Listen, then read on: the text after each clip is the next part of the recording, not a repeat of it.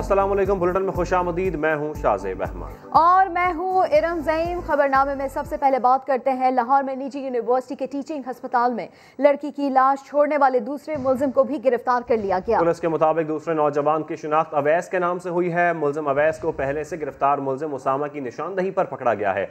लड़की का इसकात हमल करने वाली खातून समेत 2 मुल्जिमान को भी हिरासत में लिया गया है। वाक़े में मुलव्विस मुल्जिमान से तफ्तीश की जा रही है। बयानात और पोस्टमार्टम में मजीद हक़ाइक़ सामने आएंगे।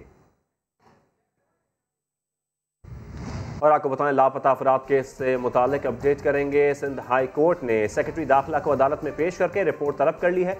रिमार्क्स दिए कि लोग धक्के खा रहे हैं और हुकूमत को कोई ख्याल ही नहीं है। तफसीलात जानते हैं समा के नुमाइंदे इरफानुल हक से। इरफान, क्या हुक्म दिया है अदालत ने? इरम, सुबह समाअत जब शुरू हुई तो फोकल पर्सन जो सिंध हुकूमत के हैं लापता अफराद के हवाले से वो मौजूद नहीं थे, जिस पर अदालत ने बरहमी का इजहार करते हुए सेक्रेटरी दाखिला को तलब किया था और उन्होंने आकर ये दरख्वास्त की कि 2 दिन हफ्ते में मुकर्रर किए जाएं। मखसूस हों वो दिन सिर्फ लापता अफराद के मुकदमात के लिए, तो जो फोकल पर्सन है और जो मुतल्लिका अफराद हैं वो आसानी से पेश हो सकते हैं। जिस पर अदालत ने ये रिमार्क दिए कि चूँकि कोविड का सिलसिला है और हम अदालत में रश नहीं लगा सकते, इसलिए लापता अफराद के मुकदमात दोबारा रोज़ाना की बुनियाद पर सुने जाएंगे। अदालत ने हुकूमत की कारकर्दगी पर मजमूई तौर पर अदम इत्मीनान का इजहार किया है और ये भी रिमार्क दिए हैं कि इस तरह अब नहीं चलेगा। लोग धक्के खा रहे हैं और हुकूमत को इनका कोई ख्याल नहीं है। JITs के जो सरबराहान हैं उनसे अदालत ने लापता अफराद से मुतल्लिक रिपोर्ट तलब की हैं और जो पुलिस की कारकर्दगी है उस हवाले से न सिर्फ बरहमी का इजहार किया है बल्कि हिदायत की है कि आइंदा समाअत पर पुलिस लापता अफराद के हवाले से ठोस रिपोर्ट पेश करे और सेक्रेटरी दाखिला को हिदायत पेश करे। पुलिस लापता अफराद के हवाले से अदालत की जानिब से कहा गया और बरहमी का भी उनकी जानिब से इजहार किया गया। इरफान हक, अपडेट किया, बहुत शुक्रिया आपका। फैसलाबाद में वक्कास कत्ल केस में दहशतगर्दी की अदालत ने 4 मुल्जिमान को 8 रोज़ा जिस्मानी रिमांड पर पुलिस के हवाले कर दिया। मजीद जानते हैं समा के नुमाइंदे उस्मान सिद्दीक से। उस्मान, इस खबर से मुतालिक आगाह कीजिए। जी बिल्कुल, चारों मुल्जिमान जो पेट्रोलिंग पुलिस के एहलकार हैं उनको आज दहशतगर्दी की अदालत में पेश किया गया है। ATC कोर्ट में इस केस पे समाअत हुई है जिसपे अदालत ने 3 फरवरी तक 8 रोज़ा जिस्मानी रिमांड पर पुलिस के हवाले कर दिया। पुलिस की जानिब से इस्तदा की गई थी कि मुल्जिमान से मजीद तफ्तीश जो है वो अभी की जाएगी, मुल्जिमान से असलहा बरामद किया जाना है, इस हवाले से मजीद जिस्मानी रिमांड दिया जाए। जिसपे जो अदालत है शहजाद हसन जो जज है उनकी जानिब से 8 रोज़ा जिस्मानी रिमांड दिया गया है और मुल्जिमान जो है वो पुलिस की तहवील में दे दिए गए हैं। ठीक है उस्मान, बहुत शुक्रिया। आगे बढ़े और आपको बताएं, भारत का यौम जमहूरिया बेशतर भारतीयों के लिए यौम स्याह बन चुका है। मकबूजा कश्मीर में मजालिम ढाने वाली मोदी सरकार के जुल्म सितम से खुद भारत में रहने वाले भी महफूज नहीं हैं। भारत के यौम जमहूरिया पर आज़ाद कश्मीर में यौम स्याह पर जलसे, जुलूस और रैलियां निकाली जा रही हैं। मुजाहिदीन ने अक़वाम मुत्तहिदा से मुतालबा किया कि भारतीय मजालिम के खिलाफ नोटिस लिया जाए। इसी के ऊपर बात कर लेते हैं समा के नुमाइंदे अमीरुद्दीन मुगल से। अमीर, बताइएगा इस बारे में। जी बिल्कुल, आज कश्मीरी दुनिया भर में और लाइन ऑफ कंट्रोल के दोनों अतराफ मकबूजा कश्मीर और आज़ाद कश्मीर में भारत के यौम जमहूरिया को यौम स्याह के तौर पर मना रहे हैं और इस सिलसिले में मुजफ्फराबाद में एक बड़ी एहतजाजी रैली निकाली गई है और जिस रैली ने मार्च किया अक़वाम मुत्तहिदा के मुबस्सिर ऑफिस तक और भारत मुखालिफ नारे लगा रहे थे। इसके अलावा लाइन ऑफ कंट्रोल चिकोठी में भी एक एहतजाजी रैली निकाली गई है जिसमें बड़ी तादाद में लोगों ने शिरकत की है और भारतीय मुजालिम के खिलाफ नाराबाजी की है और मुजाहिरीन का मुतालबा था कि आलमी बरादरी मकबूजा कश्मीर में ढाए जाने वाले मुजालिम का नोटिस ले और उनका कहना था कि भारत को कोई याद नहीं पूछता कि वो यौम जमहूरिया मनाए क्योंकि उसने कश्मीरियों का जमहूरी हक जो है वो 70 साल से गस्ब कर रखा है। जी बहुत शुक्रिया अमीर, अपडेट किया आपने। पाकिस्तान समेत दुनिया भर में मुकीम कश्मीरी आज भारत का यौम जमहूरिया यौम स्याह के तौर पर मना रहे हैं। इस्लामाबाद में ऑल पार्टीज हुर्रियत कॉन्फ्रेंस के ज़ेर एहतमाम भारतीय हाई कमीशन के सामने एहतजाजी मुजाहरा किया गया। इंतहा पसंद मोदी सरकार के खिलाफ और आज़ादी के हक में नारेबाजी भी की गई। इसी के ऊपर बात कर लेते हैं। समा के नुमाइंदे आदिल तनोली हमारे साथ मौजूद हैं। आदिल, बताइएगा क्या कहना था शुरा का?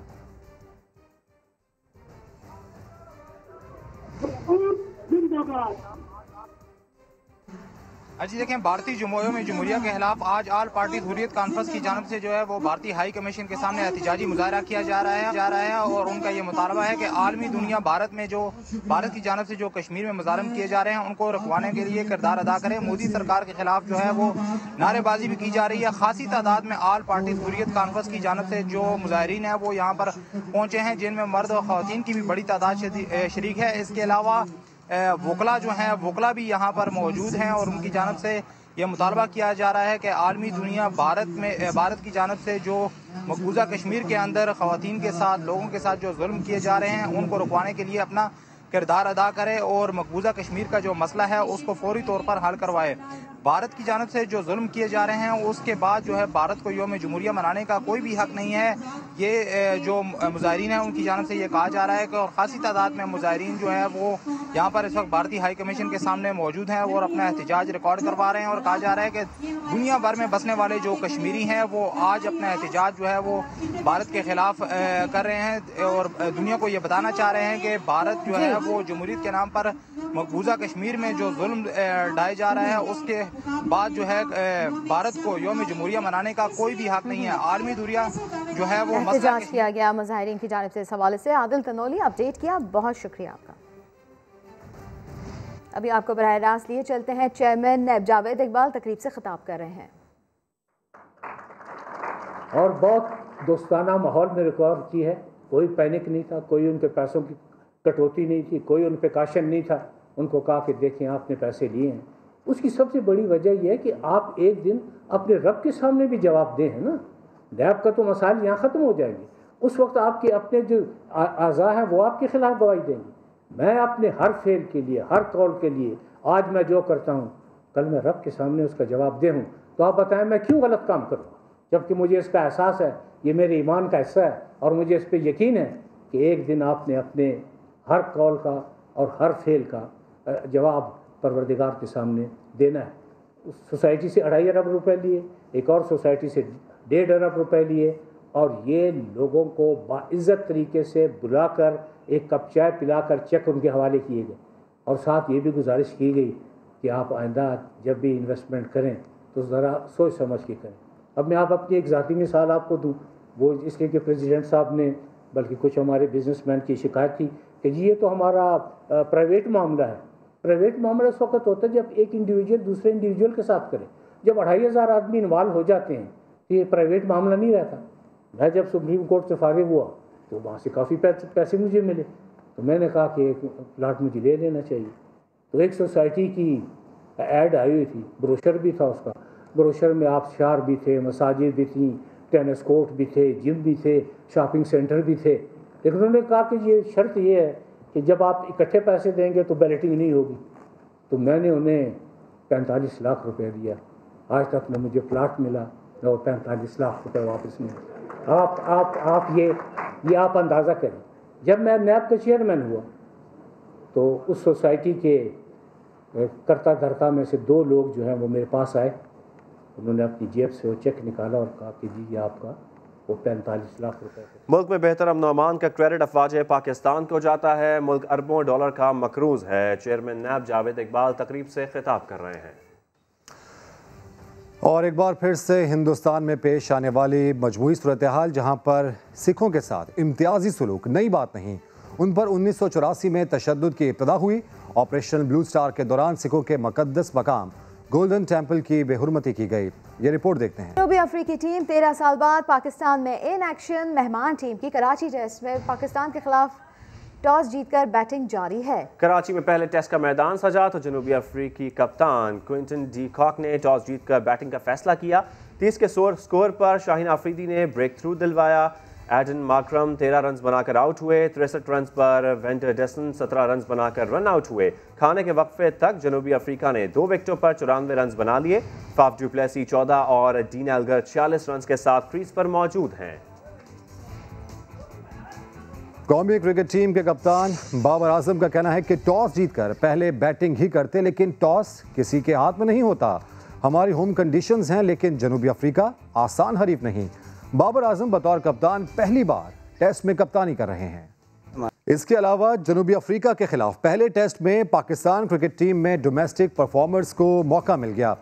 स्पिनर नोमान अली और ओपनर इमरान बट को टेस्ट कैप मिल गई। आपको बताएं, कराची में नेशनल स्टेडियम के अतराफ रास्ते बंद होने से शहरियों का सब्र जवाब देने लगा है। जालमिया फ्लाईओवर से मिलीनियम की तरफ जाने वाला शहरी पुलिस से लड़ पड़ा।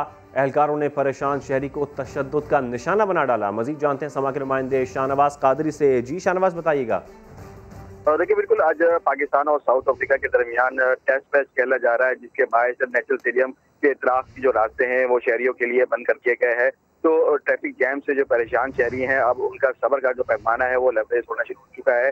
और डालमिया फ्लाईओवर से मिलीनियम जाने वाले रोड पर शहरी और ट्रैफिक पुलिस एहलकार के दरमियान जो है एक तल कलामी का वाक़या पेश आया है। फुटेज भी मंजर यहाँ पे आई, जिसमें आप एहलकार और शहरी को आपस में उलझता देख सकते हैं। एहलकार की जानिब से शहरी पर तशद्दुद भी किया गया।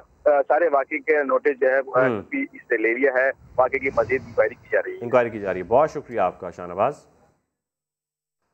और आवाम की मुश्किलात को देखते हुए कराची ट्रैफिक पुलिस ने स्टेडियम के अतराफ अस्पताल जाने वाले तमाम रास्ते खोल दिए। एसपी मारूफ कहते हैं मिलेनियम मॉल से डालमिया आने वाली सड़क को ट्रैफिक के लिए खोल दिया गया, दीगर सड़कें भी खोल देंगे।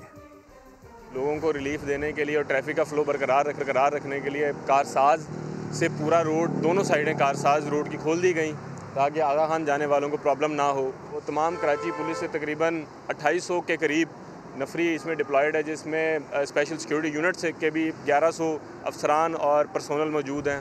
स्पेशल ब्रांच भी हमारे साथ है।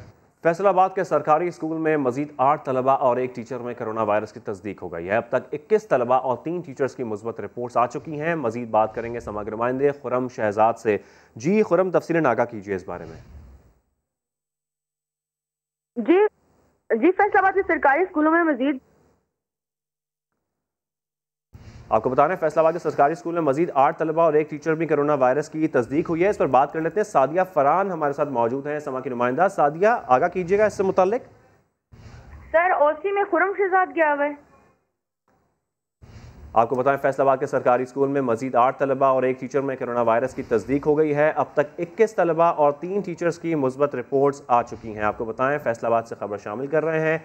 आपको बताते चलें, फैसलाबाद के सरकारी स्कूल में मजीद 8 तलबा और 1 टीचर में कोरोना वायरस की तस्दीक हो गई है। अब तक 21 तलबा और 3 टीचर्स की मुस्बत रिपोर्ट्स आ चुकी हैं। स्कूल्स में भी कोरोना वायरस अब फैलता जा रहा है, जैसा कि हम देख रहे हैं तादाद में इजाफा होता जा रहा है। तलबा में भी और 1 टीचर में भी कोरोना वायरस की अब तस्दीक हो गई है।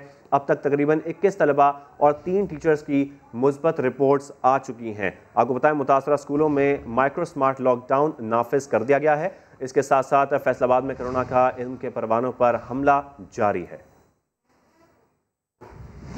पेशावर के खैबर टीचिंग अस्पताल में ऑक्सीजन बंदिश के बायस अमवात का मामला। मुतादिद इंक्वायरियों के बाद एक और इंक्वायरी शुरू।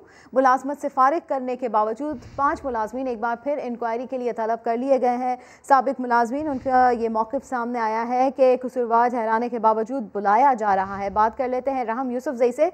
राहम, बताइएगा इस बारे में मज़ीद। जी बिल्कुल, जो कि KTH में 2 महीने पहले जो वाक़या हुआ था उसमें जो मुलाजमीन को फारिग किया गया है उनको एक बार फिर एक और कमेटी बनाई गई है, उनके सामने पेश होने की हिदायत की गई है। मुलाजमीन कराए के मुताबिक एक बार उनको फारिग कर दिया गया, लेकिन ताहम उनको दोबारा बुलाया जाए। अभी तक हतमी केस का फैसला ना हो सका KTH में, जो कि ऑक्सीजन बंदिश की वजह से 6 अफराद वो लोग में जल बन गए थे। ताहम इस केस की इंक्वायरी तकरीबन 30वीं कमेटी की बन रही है और इसके मुताबिक जो मुलाजमीन को फारिग किए गए हैं, जो कि फैसला किया गया था सेकंड फाइनल कमेटी की रिपोर्ट के मुताबिक, उसके बावजूद भी जो उन मुलाजमीन को बार बार उनको बुलाया जा रहा है और अभी तक इस कमेटी की जो फाइनल रिपोर्ट है वो ताहाल जारी न हो सकी, जिसके लिए एक और कमेटी भी बना दी गई है। जी बहुत शुक्रिया राहम यूसुफजई आपका। अभी आपको बराह रास्त लिए चलते हैं। PTI रहनुमा फारूक हबीब मीडिया से बात कर रहे हैं। टीवी के ऊपर आके बार बार इस चीज़ का जो है वो इंकशाफ कर रहे हैं। इलेक्शन कमीशन ऑफ पाकिस्तान इस चीज़ का नोटिस ले। PPO 2002 के आर्टिकल 6(3) के तहत इलेक्शन एक्ट 2017 के शिक नंबर 204 के तहत इसके ऊपर इलेक्शन कमीशन का ये प्रव्यू है। इलेक्शन कमीशन का ये इख्तियार है कि वो इनको बुला सकते हैं और बुलाकर इसके ऊपर कानून के मुताबिक जो है वो कार्रवाई का आगाज़ कर सकते हैं। आप देखें कि वो तमाम जमातें जो फॉरेन फंडिंग लेती रही हैं वो आज इकट्ठे हो गए हैं। आप देखें कि किस तरीके से इन्होंने एक शख्स को आगे लगाया, एक गड़ा खोदा, उस गड़े के अंदर आज खुद गिरे हुए हैं कि इस मुल्क के अंदर फॉरेन फंडिंग की बुनियाद औरत की हुक्मरानी को ख़त्म करने के लिए इस्लामी निज़ाम के नाम के ऊपर नवाज शरीफ ने $10 मिलियन जो है वो उसामा बिन लादेन से लिए थे, जो बेनज़ीर भुट्टो की किताब रिकन्सिलेशन के सफ़ा नंबर 201 के अंदर लिखा हुआ है, बड़ा वाज़ेह लिखा हुआ है, किसी से ढका छुपा नहीं है। वो बीबी की अपनी ऑटोबायोग्राफी थी जिसके अंदर वो इंकशाफ करके गए हैं। मैं आज फिर इनको चैलेंज करने लगा हूँ कि फजलुर रहमान, अगर आपके हाथ साफ हैं तो आकर अपनी रसीदें यहाँ पर जमा करवाएं और आगे बताएं कि आपने लीबिया से, इराक से पाकिस्तान के खिलाफ काम करने के लिए किस एजेंडे के तहत पैसे लिए थे, उस पैसे से आपने पाकिस्तान के अंदर क्या किस एजेंडे को जो है वो प्रमोट किया। आप किस मुंह से जो है वो बात करते हैं इस्लाम की? आपको तो जो है वो इस्लाम की नहीं, इस्लामाबाद की फ़िक्र होती है। आपको अपने ख़जाने की, अपना ज़ाती पेट भरने की जो है वो फ़िक्र होती है। और मरियम सफदर वो भी गायब हैं। मैं उनको बार बार चैलेंज दे रहा हूँ कि आएँ, आकर अपनी रसीदें इलेक्शन कमीशन के बाहर लेकर आएँ ताकि पता चले कि आपके अकाउंट्स के अंदर जो मनी लॉन्ड्रिंग आई है, जो फॉरेन फंडिंग आई है, जो टीटीओ के ज़रिए, जो जाली अकाउंटों के ज़रिए, जो चीनी वालों का, पापड़ों वालों का जो पैसा आया हुआ है, उसका हिसाब भी जो है वो सामने आ सके। लेकिन कोई चीज़ ये देने को तैयार नहीं है। आज इलेक्शन कमीशन में बाकायदा तौर के ऊपर वो वीडियो क्लिप्स भी जमा करवाए गए हैं, वो दरख्वास्त भी जमा करवाई गई है और अब जो है फजलुर रहमान को लेने के जो है वो देने पड़ गए हैं। अब जवाब दे ये हैं, बताएं कि लीबिया और इराक से कितना पैसा इन्होंने लिया और उस पैसे से किस तरीके से इन्होंने पाकिस्तान के अंदर किसके एजेंडे को जो है वो प्रमोट किया। ये सवाल मैं इनके पास छोड़ के जा रहा हूँ।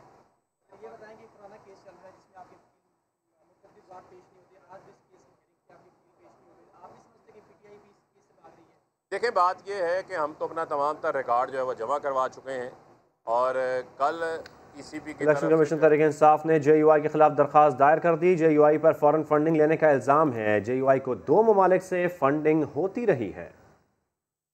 सिंध काबीना ने बरसात मुतासरीन के लिए 4 अरब 2 करोड़ से ज़ायद इमदाद की मंजूरी दे दी। वज़ीर आला सिंध ने हिदायत की है कि इमदादी रकम की अदायगी 15 रोज़ में शुरू हो जानी चाहिए। इसी के ऊपर बात कर लेते हैं संजय साधवानी से। जी संजय। जी बिल्कुल, ये रकम मुंतकिल जो मोबाइल बैंकिंग के जरिए की जाएगी। इस रकम मुंतकिल के लिए 3 रुकनी जो अहम कमेटी कायम की गई है, जिसमें senior member of board of revenue, secretary finance, secretary general administration शामिल होंगे। 4 अरब 2 करोड़ 11 लाख रुपए बरसात मुतासरीन को मुंतकिल किए जाएंगे। एक कंपनी जो है वो ये जो कमेटी है मुख्तलिफ कंपनियों से बात करेगी ताकि शफाफ तरीके से जो बरसात मुतासरीन, सैलाब मुतासरीन की रकम है वो उन तक पहुँच सके। जी ठीक है संजय, आप इस हवाले से हमें अपडेट कर रहे हैं। वज़ीर आला सिंध मुराद अली शाह की ज़ेर सदारत काबीना का इजलास और ऐसे में बरसात मुतासरीन के लिए 4 अरब 2 करोड़ 11 लाख 5 हज़ार इमदाद की मंजूरी दी गई है। 15 दिन में रकम अदायगी शुरू होनी चाहिए। वज़ीर आला सिंध की जानिब से ये हिदायत भी की गई है।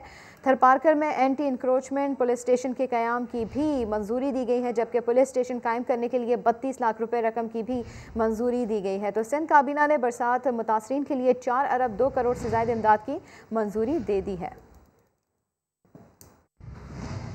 आगे बढ़ते हुए ये खबर कि 2 बरसों में शरह सूद घटकर निस्फ रह गई। जानते हैं शकील अहमद से कि जब 2019 में शरह सूद 13% पर थी तो कर्ज लेने वाले को कितनी रकम लौटाना पड़ती थी और अब इसमें क्या फ़र्क पड़ा है। जानते हैं शकील अहमद से। हर 2 माह बाद गवर्नर स्टेट बैंक आते हैं और उलझन से भरी प्रेस कॉन्फ्रेंस करते हैं जिसमें खुद ही डिस्कस होता है। लेकिन ये होता क्या है और कम या ज्यादा होने से क्या मुराद है, आपको समझाते हैं। शरह सूद से मुराद कर्ज की रकम का किराया है जो कर्ज लेने वाला एक मुकर्रर मुद्दत के बाद कर्ज देने वाले को बतौर सूद अदा करने का पाबंद होता है। इसे आमतौर पर फीसद में बयान किया जाता है। मेरे एक तरफ आपको 2019 और दूसरी तरफ 2021 नजर आ रहा होगा। 2019 में शरह सूद थी 13.25%। यानी अगर बिजनेस के लिए 1 लाख रुपए 3 साल के लिए लेते हैं तो आपको सालाना 13,250 रुपए देना पड़ते थे। 3 साल की अदायगी की सूरत में 1 लाख कर्ज पर आपको 39,750 बतौर सूद देना पड़ेगा।